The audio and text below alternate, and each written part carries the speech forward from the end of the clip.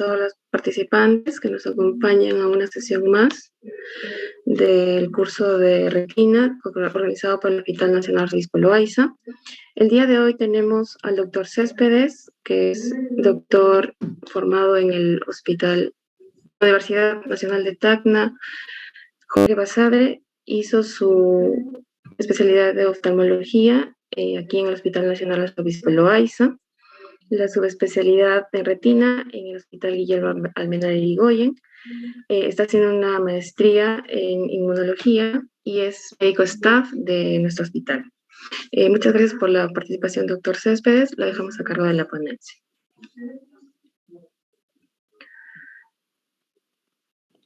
Ok, Andrea, gracias. Buenos días con todos. El tema de hoy, un poquito amplio, honestamente, ya que titula así, ¿no? Como la degeneración macular relacionada con la edad, fisiopatología y clínica. Bueno, decir fisiopatología y clínica es bastante amplio en realidad. He hecho el esfuerzo para resumir y no aburrirlos hoy día, las cosas más puntuales, quizás algo más nuevo, entre comillas, para que también lo tengan en cuenta. Y de clínica, es resumir, pues no todo el proceso de evaluación, diagnósticos, estudios, clasificaciones, etcétera. Así que solo voy a mencionar algunas cosas para enfrascarnos en el tema, ¿no? Si no acabaríamos nunca.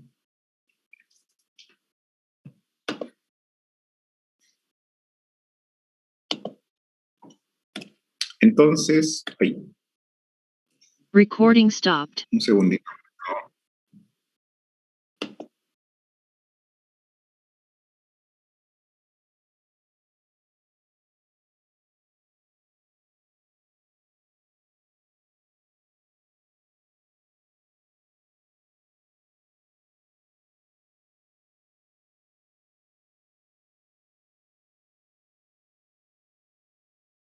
Recording in progress. Perdón, tenía un problema.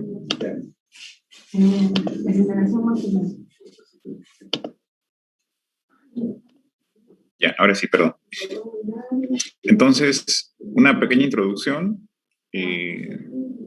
Recuerden que degeneración macular es un problema pues, a nivel mundial, sobre todo en lugares desarrollados, es la principal causa de ceguera legal.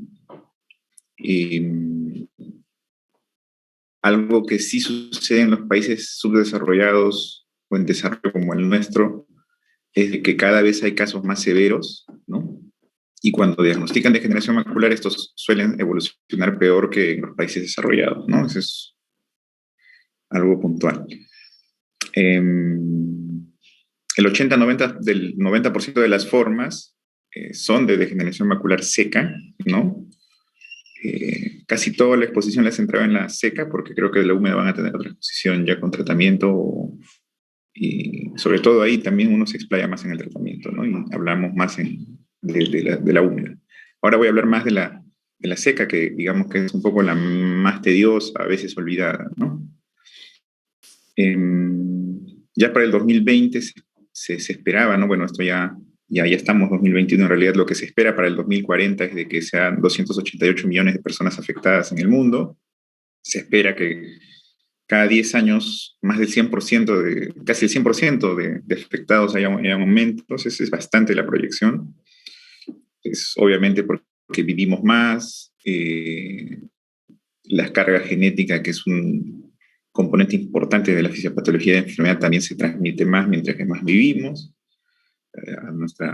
a nuestros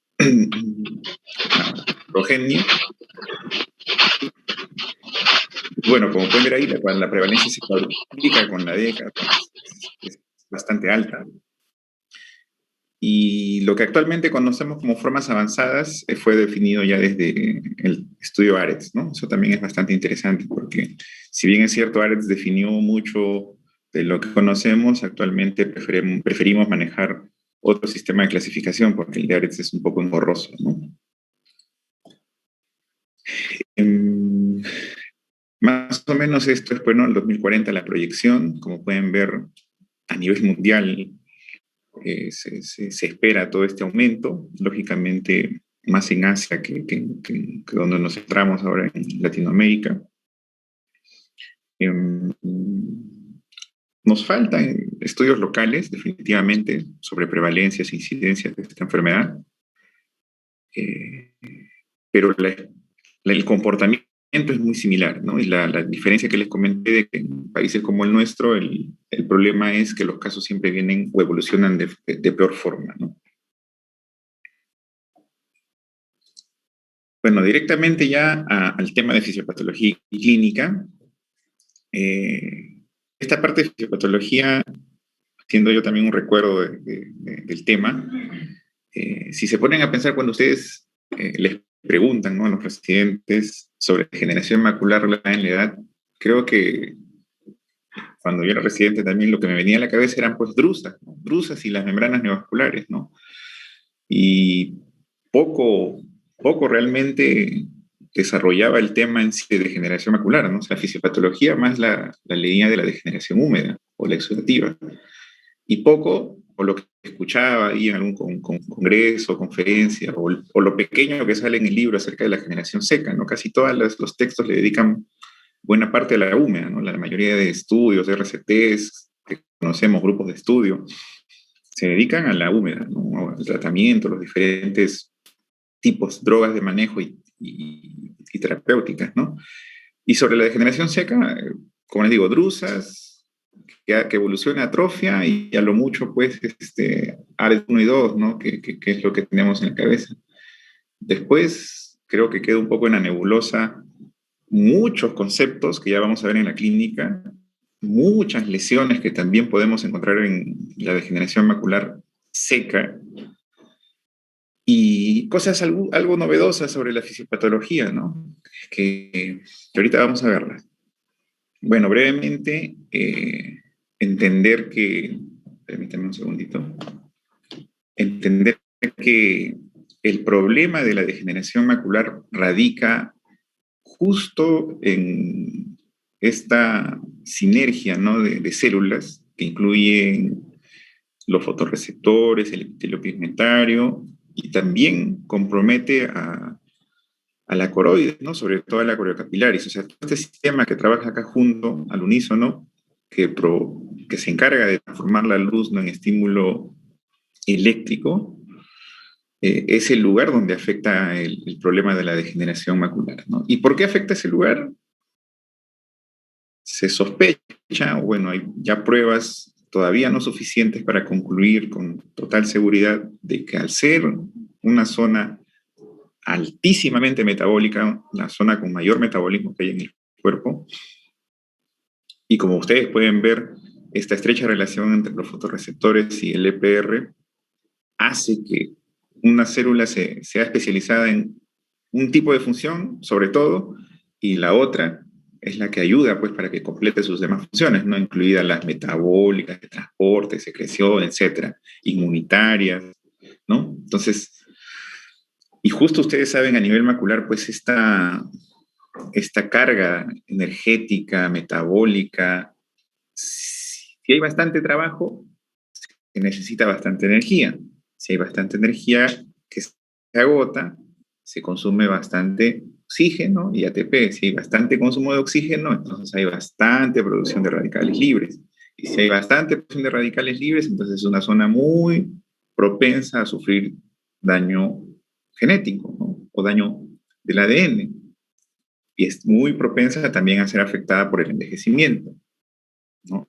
Entonces, ahí radica, pues, el problema de la degeneración macular, porque esta zona es altamente metabólica y implica todo lo que les he comentado, y cada una de las cosas que les he comentado es un subsistema que podríamos expresarlo aún más, ¿no?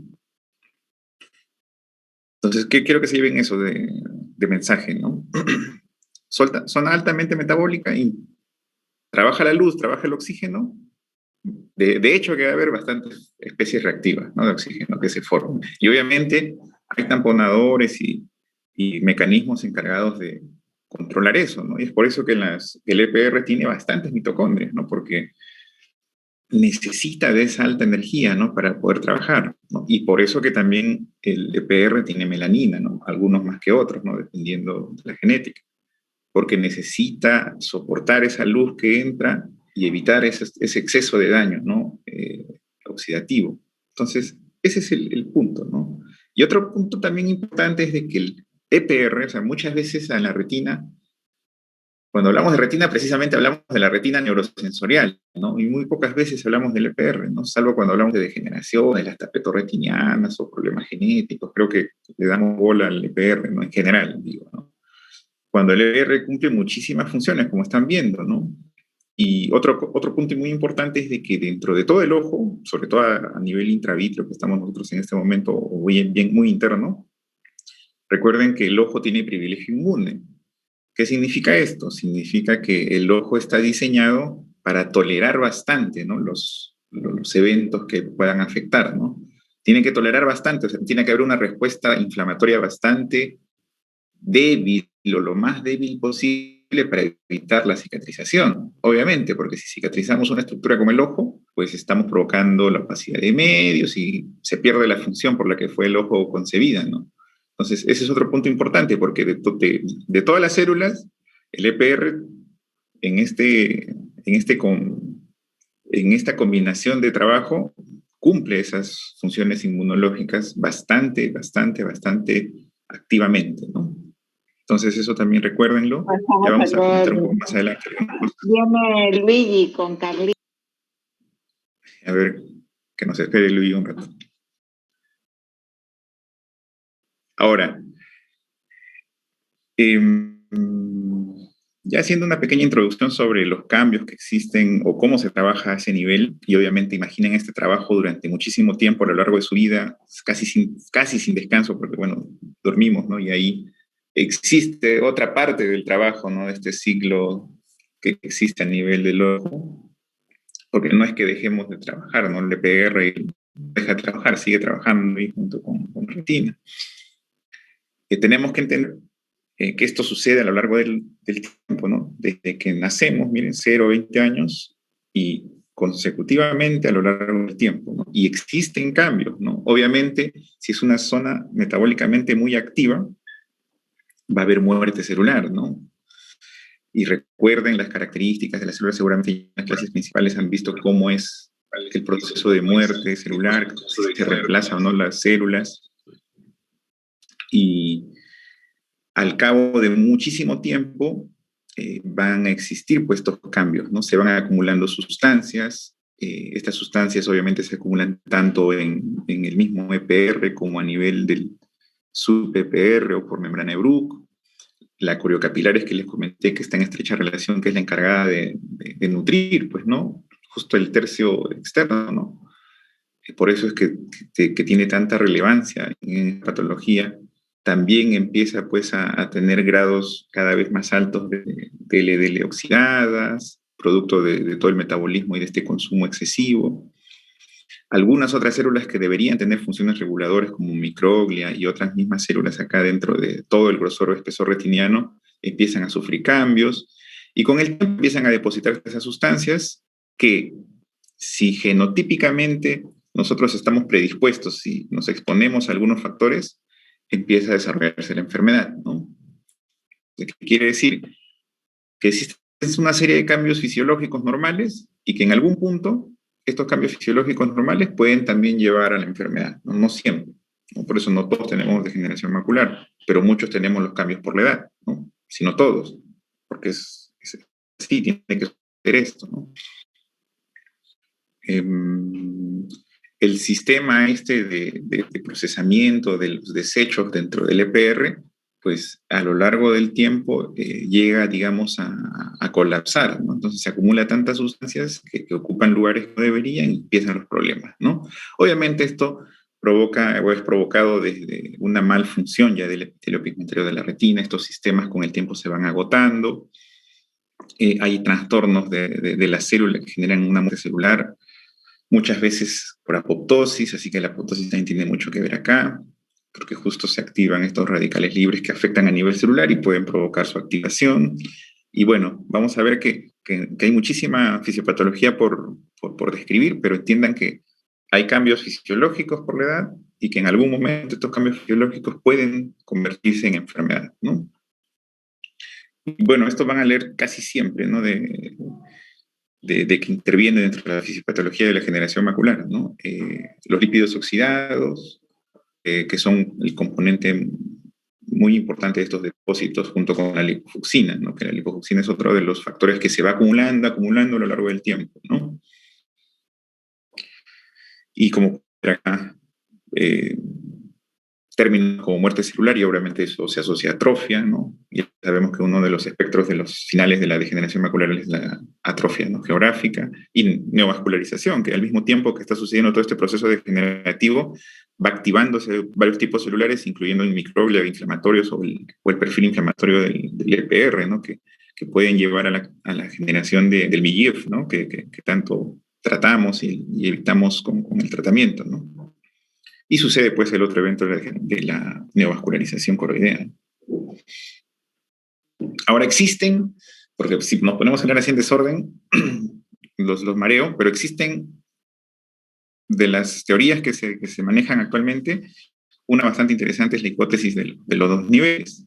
Y esto aplica no solo para degeneración macular, sino aplica para las enfermedades que se asocian al envejecimiento, ¿no? O sea, se asocian a este continuo cambio de estrés oxidativo que puede afectar genéticamente a la célula, o que ya en una célula predispuesta genéticamente, algunos factores del ambiente pueden provocar el desarrollo de la enfermedad. Entonces, existe una hipótesis de dos niveles.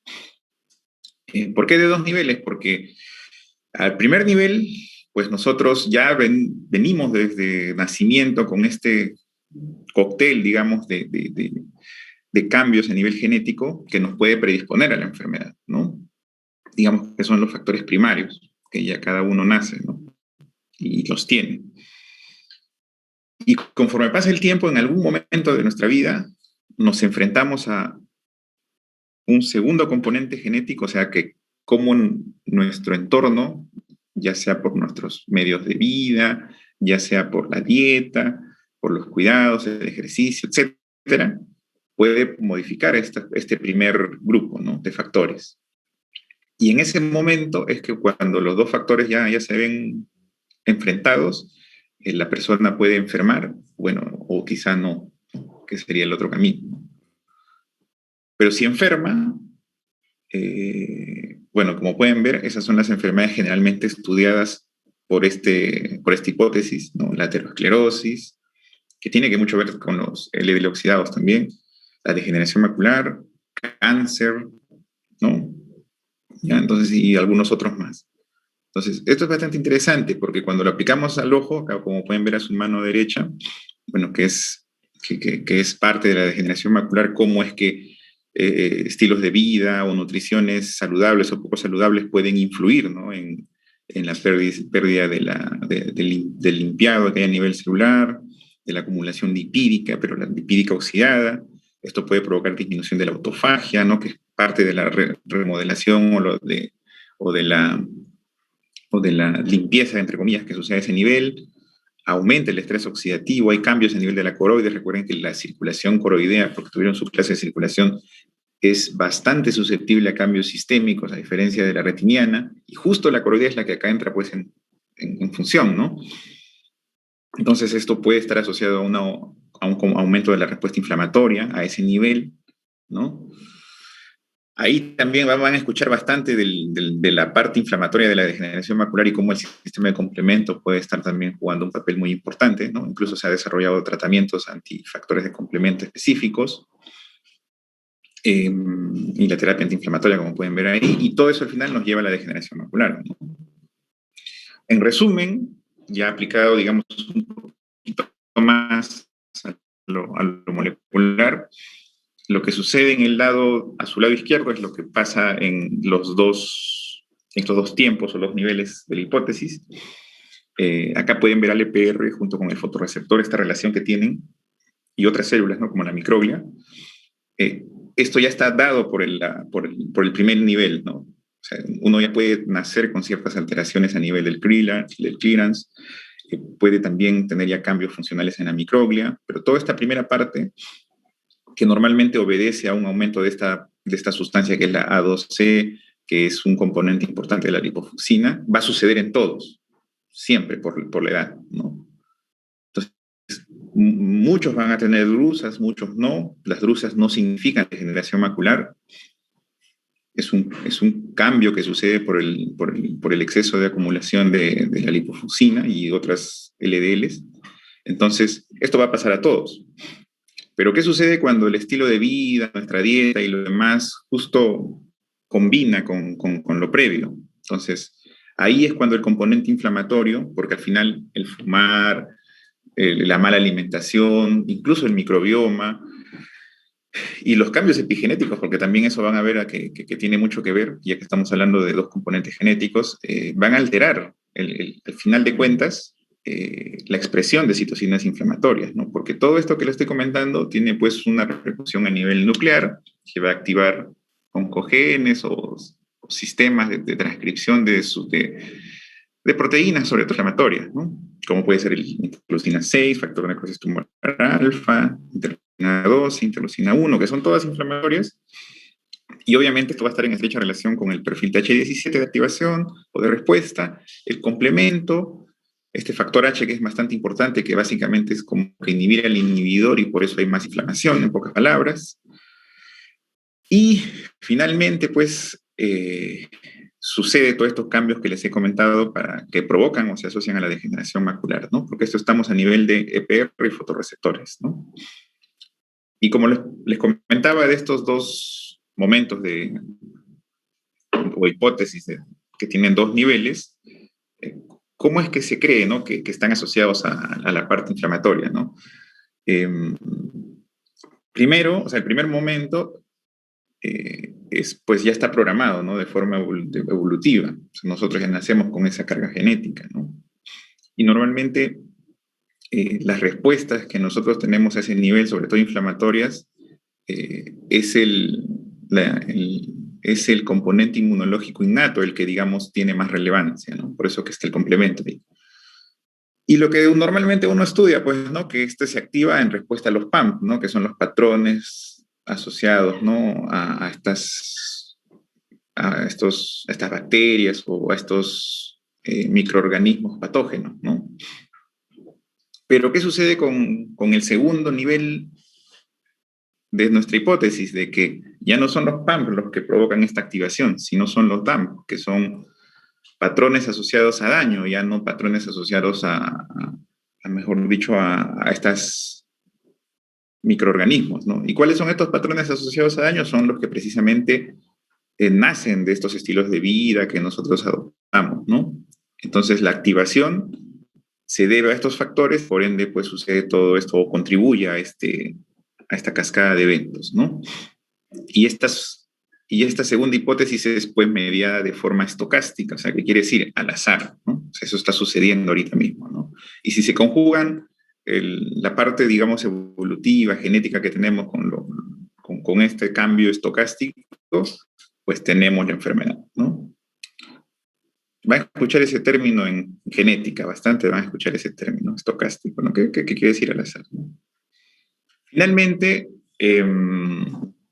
hay que entender que son distintas las células que se afectan en la degeneración macular, no solamente el EPR y los fotorreceptores, también hay compromiso de microglias, células ganglionares y otras, ya solo que no voy a mencionar todo, sino como les digo, no acabamos.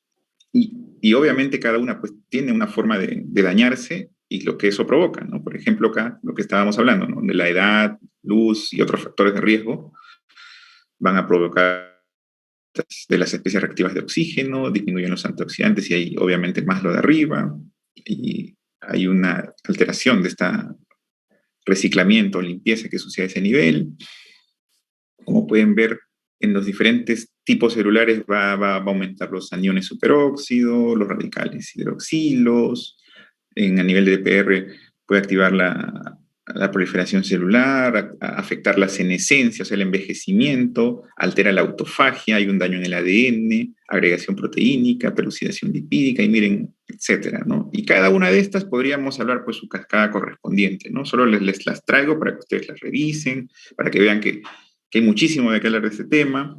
A nivel de coroides, sobre todo coriocapilaris, hay una disminución de la densidad celular, disminución de los melanocitos y pericitos, hay un perfil de citocinas alterado, hay una disregulación de los factores de crecimiento, que obviamente esto está en estrecha relación con la formación de las neovascularizaciones coroideas, ¿no? Y bueno, los fotorreceptores también, pues, hay más de lo mismo. Daño mitocondrial, recuerden, porque son bastante proclives a este daño, también tienen bastante mitocondrias. Y también, pues, su perfil inflamatorio, ¿no? Entonces, no olviden, diferentes tipos celulares, diferentes mecanismos, cada uno puede ser explicado de diferentes formas, ¿no? Y finalmente, actualmente es así, digamos, cómo deberíamos ver a muchas enfermedades, ¿no? Antes simplemente mencionábamos la susceptibilidad genética y el ambiente, ¿no? Pero en muchas enfermedades como estas que están asociadas al envejecimiento, pues justo el envejecimiento tiene un papel fundamental, ¿no? Y a todas estas hay que agregarles, pues, la epigenómica, ¿no? Ya, si ustedes revisan cualquier tipo de enfermedad, algo de epigenómica se tiene que hablar de eso, ¿no? En este momento, ¿no? Entonces, la interrelación de estos 4 componentes, que obviamente cada uno incluye a muchos más, va a determinar el fenotipo de la degeneración macular al que nos enfrentemos, ¿no? Y el planteamiento de los problemas actuales es que está a su derecha, ¿no? Nosotros estamos acá, en este círculo. Cuando venimos al hospital, hacemos nuestro residentado, lo que nos interesa, lo que nos importa, es ver pacientes con el cuadro clínico, hacer un diagnóstico y darle su tratamiento. Se acabó. Pero ya no es así, la medicina ha cambiado, ¿no? Yo estoy seguro que de acá a 10, 15 años, la forma en que estudiamos medicina va a ser completamente diferente a la que hacemos ahora, ¿no? Y les traje ese cuadro para que vean todo lo que hay detrás de la parte clínica, ¿no? Y cómo muchas veces se está enfrentando a estas enfermedades, sobre todo las enfermedades poligénicas, como la degeneración macular, ¿no? O sea, ¿qué quiere decir? No es una enfermedad monogénica en la que solo un gen se afecta y te da algún fenotipo de una enfermedad ya conocida, y que tú le puedes hacer, pues, su tratamiento mendeliano, ¿no? Cuando es poligénica es todo un problema, ¿no? Porque son muchísimos los genes involucrados, muchísimas las proteínas y todo el material que existe entre lo genómico y ya el padecimiento final. Así que buscarle una solución es extremadamente difícil, ¿no? Así que vean, detrás del cuadro clínico que nosotros vemos, actualmente ya hay estudios en los que a la enfermedad, pues, se la enfrenta de esta forma, ¿no? Desde el punto de vista genómico, transcriptómico, proteonómico, interactómico. Van a ver que hay estas uniones así de las relaciones entre proteínas y proteínas en muchísimos artículos que vean. La epigenómica, incluso la metabolómica y estas otras, ¿no? O sea, y acá no estamos agregando la microbiómica, ¿no? Que también cada vez adquiere mayor relevancia, ¿no? Entonces, a la enfermedad se le puede estudiar desde todas estas ómicas, ¿no? Y ese es el término, ¿no? Actual, el estudio mediante ómicas, ¿no? Y quería hacer un paréntesis porque, obviamente, incluso yo cuando estábamos desde pregrado y nos hacían leer, pues, esto de la genética del VEGF, que el componente celular, que estas vías de activación celular, que para qué voy a estudiar si no sirve para nada, ¿no? Es lo que usualmente escuchamos y es lo que usualmente nos creemos, ¿no? Pero actualmente está trabajándose de esta forma, ¿no? Y la parte genómica la ves, pues, ahí a nivel de ADN, los RNAs los estudias mediante transcriptómica y hay muchísimos tipos de RNAs, las proteínas y sus funciones mediante proteonómica. En fin, si ustedes buscan, acá he hecho una pequeña búsqueda nada más, pero para que vean que las ómicas están presentes, ¿no? Por ejemplo, ya se habla de la microbiota y la degeneración macular, estudio de microRNAs también en la regulación de autofagia y su posible relación con degeneración macular, el estrés oxidativo, obviamente eso está muy asociado al cambio genético, epigenética tiene un rol en degeneración macular, y hay estudios de metabolómica y genómica a nivel de degeneración macular. En fin, ustedes revisen y todos los artículos, bueno, 2020, 21, 22, ¿no? O sea, son bastante actuales. Es el perfil que actualmente se le da a los estudios de las enfermedades actuales. Yo sé que un poco esto aleja de lo clínico usual, pero así va a ser. O sea, ahorita ya va a haber un punto en el que empecemos a estudiar de esta forma. Llega un paciente y le tienen que hacer todo su perfil ómico, ¿no? ¿Y por qué se trabaja de esta forma? Porque la forma de generar conocimiento ha cambiado, ¿no? Lo normal era, pues, laboratorio, yo encontraba algo interesante que estudiar y lo demostraba a nivel de laboratorio, ya sea, pues, después de esto, un cultivo celular, algún modelo animal, etcétera, corroboraba esos hallazgos y que seguía, pues hay que probarlo en humanos, ¿no? Hay que hacer los clinical trials, los típicos, que es lo que siempre revisamos nosotros, y finalmente, si todo sale bien, lo pasamos al campo clínico y hay una retroalimentación, ese era el orden, ¿no? Pero lo que se busca ahora es ir desde lo básico a lo clínico directamente, ¿no? O sea muy, muy, muy fácilmente aplicable, ¿no? Y a esa aplicación en el que interrelacionas lo básico y clínico al mismo tiempo y obviamente incluyes pues todo este sistema o estos niveles de investigación biomédica, se le llama medicina translacional, ¿no? Que también ustedes van a escuchar mucho actualmente. Y chiquito nada más, los componentes de la investigación transnacional precisamente es esto, ¿no? La investigación básica, la investigación clínica, y obviamente acá tiene que ver la industria y la bioestadística, ¿no? Yo sé que ahorita con la pandemia se han dado cuenta pues que muchos satanizan a la industria por vender, ¿no? Las vacunas, por vender toda la investigación, pero la investigación cuesta, pues, ¿no? Cuesta un montón, sobre todo este tipo de investigación. No se puede dejar de lado esa parte, ¿no?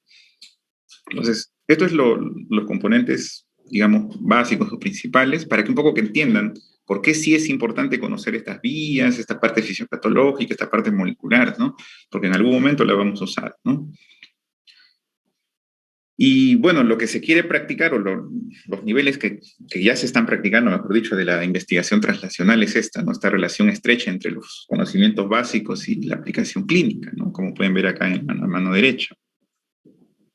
Y bueno, cómo se ha estado haciendo normalmente también, ¿no? Es bastante interesante todo este tema, ¿no? Yo les invito siempre a no resistirse al cambio, sino tratar de leer un poco más, entenderlo de esta forma, ¿no? No quería traerles todo, pues, ¿no? Sino darles las herramientas para que ustedes puedan entender la enfermedad desde este punto de vista, las distintas enfermedades, y conforme lean se van a dar cuenta que efectivamente es así, ¿no? Ya nada, no hay ninguna parte de ningún artículo que no incluya genética en su desarrollo, ¿no?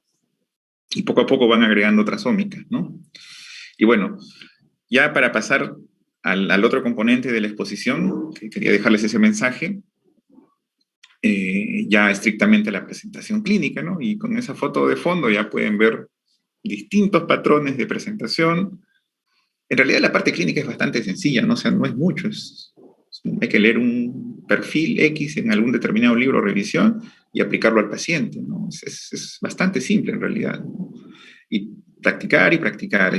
Si yo quiero hacer retina, voy a ver 10.000 fondos de ojo en un año y así poco a poco aprendo, ¿no? Empiezo a ver patrones, tengo que leer al mismo tiempo de la enfermedad, ¿no? Porque yo desde antes de ver al paciente, pues ya tengo que saber lo que voy a encontrar, ¿no? O espero saber lo que voy a ver, ¿no? Entonces, en presentación clínica no voy a hablar lo tradicional, más bien quería traerles algo diferente.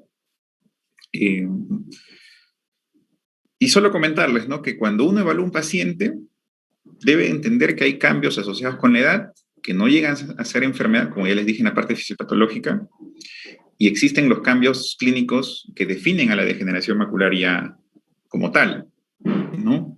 Estos cambios normales suceden a todo nivel, ¿no? A nivel de los fotorreceptores, células ganglionares, etcétera, EPR, membrana de Bruch y coroides, ¿no? Que es, digamos, lo que más nos interesa en la degeneración macular. Y los cambios que suceden por la enfermedad, obviamente primero suceden a nivel histológico, o sea, preclínico, digámoslo así, Y luego, pues, ya son los cambios evidentemente clínicos, ¿no? Que tú evalúas un fondo de ojo y ves una lesión o dos y dices, es una degeneración macular, ¿no? El problema está en el momento que ves un paciente y dices, ¿será una degeneración macular? ¿O serán cambios simplemente asociados a la edad, ¿no? Ahí es donde puedas tener dudas. En el resto de casos no deberías tener dudas, ¿no? Si tienes dudas es porque o te falta leer o te falta ver paciente, ¿no? Así de simple. Entonces, no se complique mucho la vida, ¿no? Entiendan esto así. Realmente la parte clínica es pan de cada día, ¿no? Algunos cambios normales, ¿no? Para que puedan ver cómo es que una retina joven se distribuyen los componentes intracelulares, se distribuye la membrana de Bruch, bastante ordenada. Obviamente acá los sistemas que hemos comentado antes están funcionando de maravilla, y como ya cuando hay edad, ya se habla pues de, sobre todo los 60, 65 años, miren cómo se empiezan a redistribuir las organelas, miren cómo empieza a haber depósitos a diferentes niveles, ¿no? Cómo se altera la membrana de Bruch, ¿no? Sin llegar a ser enfermedad aún, ¿no? Y en el dibujo de su mano derecha es cuando ya estos depósitos a nivel histológico empiezan a convertirse en depósitos laminares basales, depósitos lineares basales, que básicamente son lesiones precursoras a la formación de drusas, ¿no? Y finalmente la formación de la drusa, ¿no? Que no llega a ser suficiente para definir la degeneración macular, ¿no? Pero sí es muy importante en su evaluación, ¿no? Unas fotos así siempre es bastante interesante ver para entender, ¿no? Estos son cambios normales, ¿no? De un paciente a los 68, a los 73, miren, empieza a ver algunos puntitos ahí, empieza a haber cambios pigmentarios, obviamente porque todo este sistema celular de autofagia, muerte, estrés oxidativo está sucediendo en todo momento, ¿no? Empieza a haber más cambios hiperpigmentarios, pero el paciente al final con su agudeza visual 20/20, ¿no? Por ahí hay unos puntitos que puede ser una drusita pequeñita o por acá otra. Perdón, pero no llega a ser una degeneración macular, ¿no? O sea, entiendan que los cambios normales van a encontrarlos siempre, ¿no? El problema es cuando sí te viene con la agudeza visual alterada, a veces tiene estos cambios y tú no sabes si esto ya es el proceso final de algo que ha sucedido antes, ¿no? Porque podría pasar también, ¿no? Entonces ya en la parte clínica, a ver, traje una diapositiva para resumirles todo, la verdad. Espero que se llegue a ver. Quiero comentarles que no solo existen drusas, ¿no? Cuando uno evalúa la degeneración macular. Y les traje esta diapositiva justo para que vean las lesiones que uno puede ver en una degeneración macular. Agradecería a los doctores que están ahorita en la clase, si me he olvidado alguna, por favor al final también la comentamos.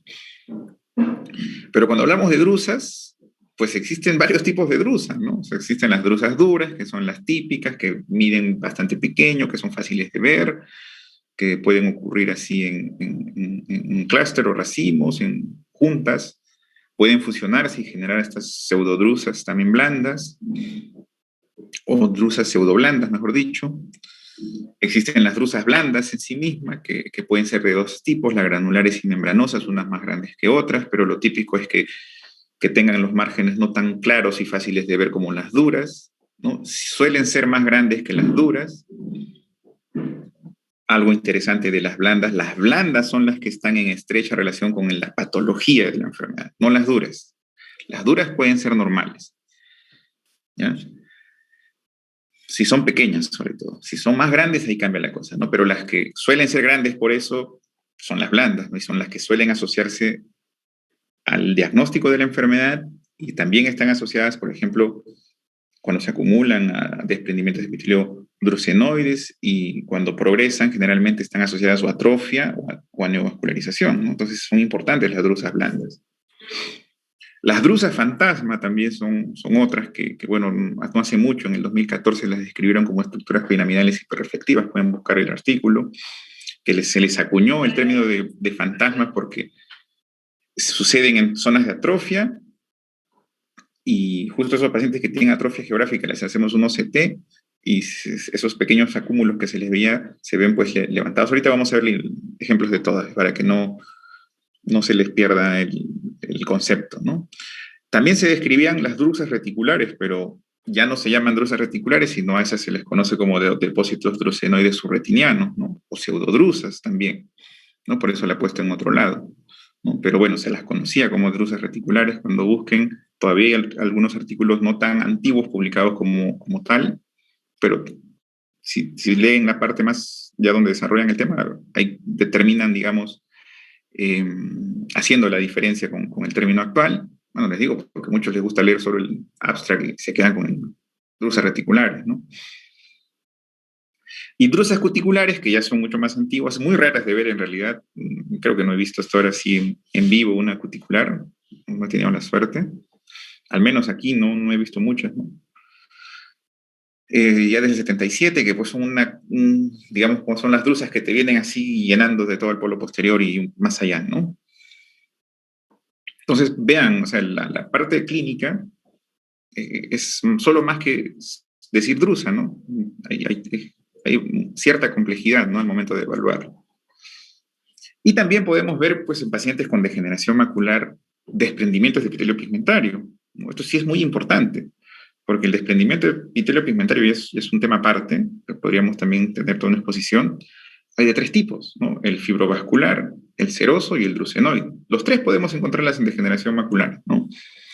Obviamente el drusenoide es el más típico de una seca, ¿no? Que generalmente la encontramos en una degeneración seca, ¿no? Y los otros 2 pueden, además de estar en una degeneración, formar parte de una exudativa, ¿no? O es más, tú sospechas de una exudativa con el hecho de ver un desprendimiento epitelio-pigmentario, sobre todo de tipo fibrovascular, ¿no? Y esto es interesante porque ya actualmente no nos quedamos solo en la evaluación clínica y diagnóstico, sino, así como existen biomarcadores imagenológicos y de otro tipo, también hay biomarcadores clínicos, ¿no? Que pueden asociarse a una mala evolución, o pueden evolucionar a atrofia o a formación de membranas neovasculares con el hecho de encontrar estas lesiones, ¿no? Y también son importantes los desprendimientos de epitelio pigmentario en el diferencial, ¿no? Por ejemplo, cuando vemos desprendimiento de epitelio pigmentario, no solamente hay que pensar en degeneración exudativa o exudativa húmeda, sino pues hay que pensar en otras opciones de diagnóstico, ¿no? Asociadas sobre todo a compromisos paquicuroideos, ¿no? Que incluyen serosas centrales, incluso polipoideas, y todo el gran abanico que podríamos mencionarlas ahí, ¿no? Entonces, eso es bastante interesante, ¿no? Siempre que vean una degeneración macular y vean un DEP, ¿no? O PET, ¿no?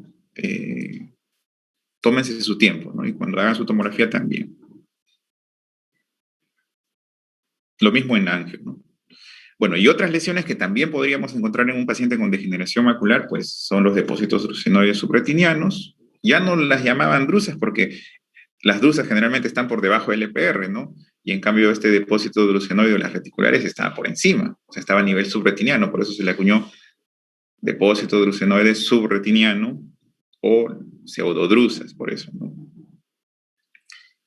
Y bueno, suelen ser más grandes, llegan casi hasta las 1000 micras, generalmente hay respeto foveal y bueno, se encuentran en el espacio subretiniano. Y finalmente, las paquidrusas, ¿no? Que también es otro término que no hace mucho, en el 2018, por ejemplo, pueden ver que Spade la describió. También hay una clasificación bastante interesante por estos hallazgos, ¿no? De la degeneración macular que se pretende, pues, actualizar, ¿no? Y esto es importante porque junto con los desprendimientos de epitelio pigmentario orientan al diagnóstico, ¿no? Y permiten hacer el diferencial, ¿no?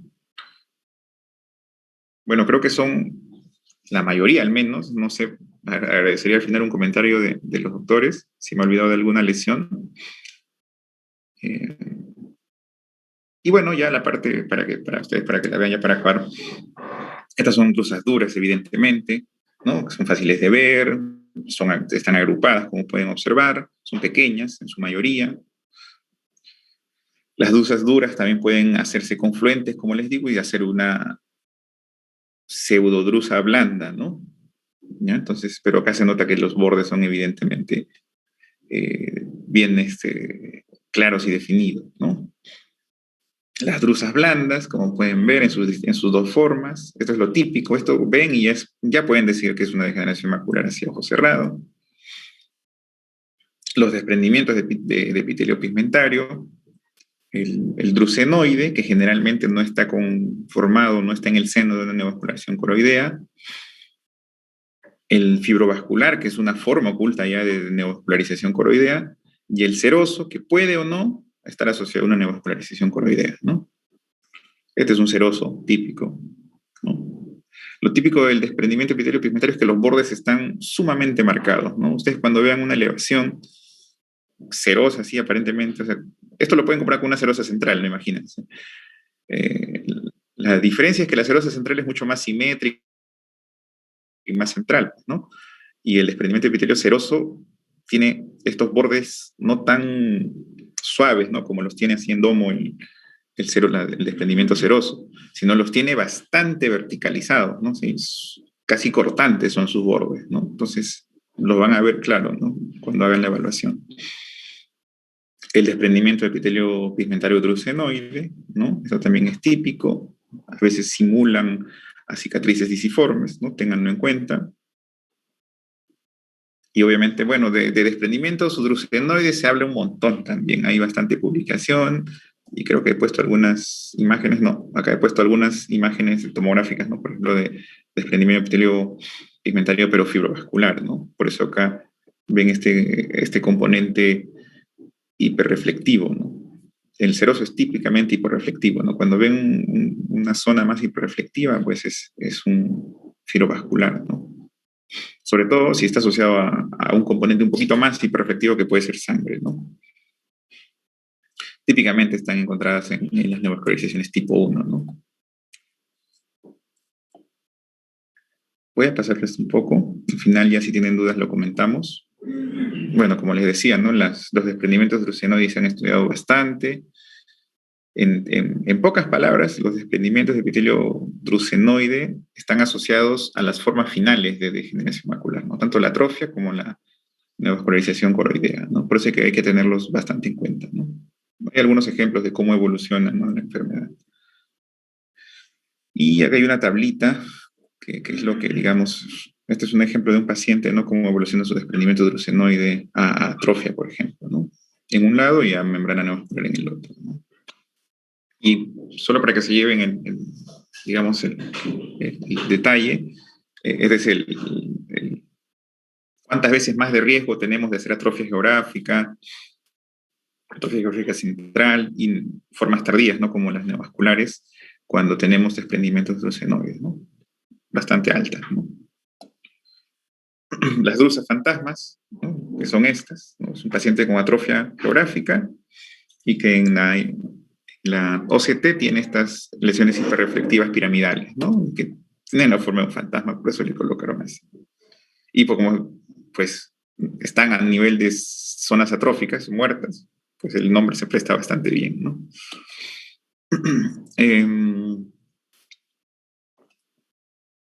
Estos son los depósitos de drucenoides subretinianos, ¿no? Que parecen drusas, ¿no? O sea, se asemejan a drusas así pequeñas y juntas, pero como pueden ver en la tomografía están por encima, ¿no?, del EPR. Y también tienen una propia clasificación, ¿no?, o estadiaje de estos depósitos drucenoides, ¿no?, que van desde el 1, cuando solamente están ubicados ahí, y cuando empiezan a afectar la zona elipsoide, pues ya son 2, y cuando rompen la elipsoide ya son estadio 3, ¿no?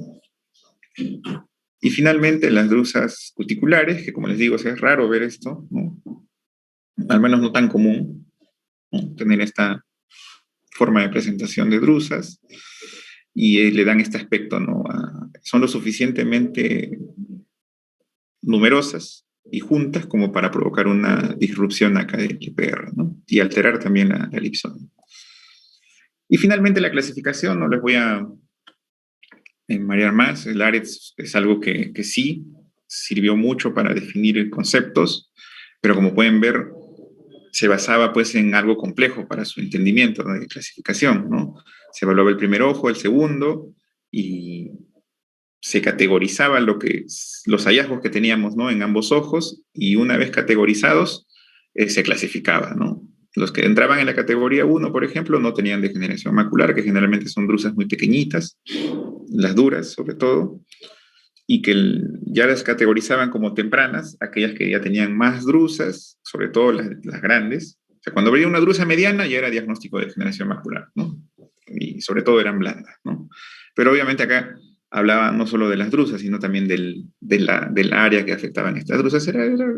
Aplicar áreas es complejo en la práctica clínica, ¿no? Es por eso que si las categorizamos nos demoraríamos porque tendríamos que tener la tabla, porque no les recomiendo memorizarse pues así ese tipo de clasificación. Eso es más para los estudios, ¿no?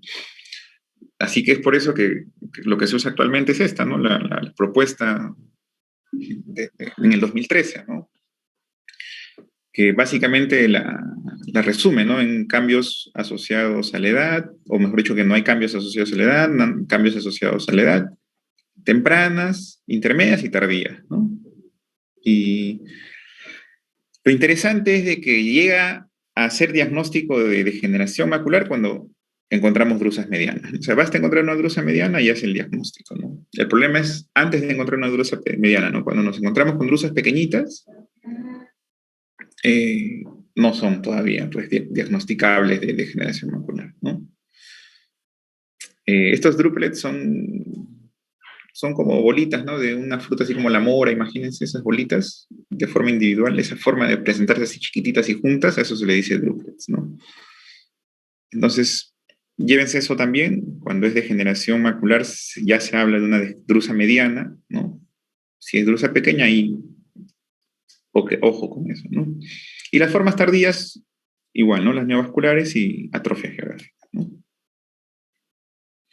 Y lo último, lo que le comentaba, ¿no?, el mismo Spade que acuñó este término de paquidrusa, justamente lo hacía porque se dio cuenta que el espectro de presentación o el fenotipo, los fenotipos de presentación de degeneración macular, pues eran cambiantes, ¿no? O sea, y teniendo en cuenta lo que les comentaba al inicio de la exposición sobre la fisiopatología, donde el componente genético era muy importante, y lo que les comentaba de que ya existía esto traslacional de asociar lo básico con lo clínico, entonces también las clasificaciones quedan obsoletas, ¿no? Entonces, acá él propone, ¿no?, un sistema bastante interesante, teniendo en cuenta los hallazgos, algunos de los que les he mencionado, como las pseudodrusas, drusas blandas y las paquidrusas, y su asociación no solo con los componentes típicos, ¿no?, que es el EPR y los fotorreceptores, sino con la coroides, ¿no? Porque justo en estos tiempos ya se empezó también a hablar del espectro de enfermedades paquicoroideas, ¿no? Y ya los diferenciales, pues, quedaban cortos y solo aplicábamos las clasificaciones pasadas, ¿no? Así que este es solo un recordatorio de lo que ya les mencioné hace poco, ¿no? Las pseudodrusas, generalmente los depósitos leucinoides o retininos, están asociados a coroides delgadas, las drusas blandas a coroides normales o de grosor moderado, y las paquidrusas son las que están asociadas a coroides gruesas, ¿no? Entonces, y esto es importante por lo que está acá al costado, ¿no? Por la asociación al tipo de neovascularización que va a desarrollar, ¿no? Por ejemplo, las pseudodrusas están asociadas mucho a los tipo 3, ¿no? Las drusas blandas a todos los tipos, ¿no? A 1, 2 y 3, ¿no? Y las paquidrusas generalmente están asociadas al polipoidea, ¿no? Bastante interesantes. Bueno, en formas de presentación que ya vimos, y bueno, algunos estudios de imagen, ¿no? Y en resumen es esto, ¿no? Para entender un poco de todas estas lesiones y por qué es importante también reconocerlas, ¿no? Las drusas blandas, generalmente asociadas a neovascularización tipo 1 y atrofia geográfica, ¿no? O sea, son componentes de una evolución a estadios finales, ¿no? Ya sea el neovascular o el atrófico. generalmente cuando están asociados a hiperpigmentación focal, suelen ser más activas, ¿no? Y terminar más rápidamente en lo mismo.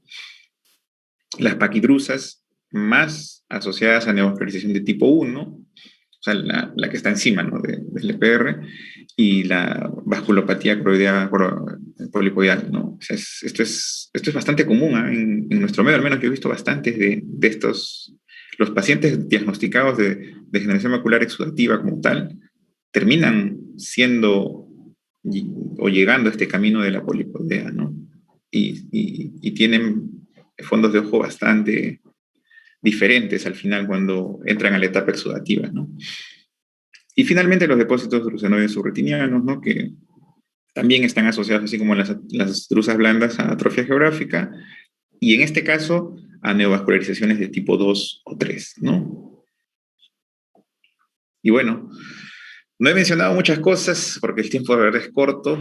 Por ejemplo, sé que dentro del estudio pues no he mencionado las imágenes, que obviamente, así como las ómicas son, digamos, la forma de estudiar la parte básica de las enfermedades, actualmente en el estudio de imágenes también estamos haciendo lo que es la imagen multimodal, ¿no? Que es igual la suma de todo.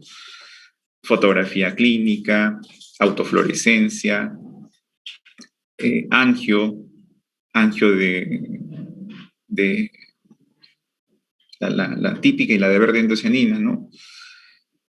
Y bueno, angio-CT y todas las imágenes de la misma enfermedad para evaluar la enfermedad, ¿no? Entonces es la misma tendencia, ¿no? Y obviamente podríamos hablar en degeneración macular de cada una de ellas, ¿no? Cómo se utiliza y cómo se evalúan los diferentes hallazgos, pero bueno, al menos les traje la idea general, ¿no? No sé si hay alguna duda, algún comentario. Doctor Céspedes, muchas gracias por compartir los conocimientos con todos los médicos residentes. Y doctor Barriga, no sé si tiene algún comentario sobre la exposición del doctor. Sí, Renzo, gracias Andrea por el pase. Sí, Renzo, has hecho una revisión exhaustiva de la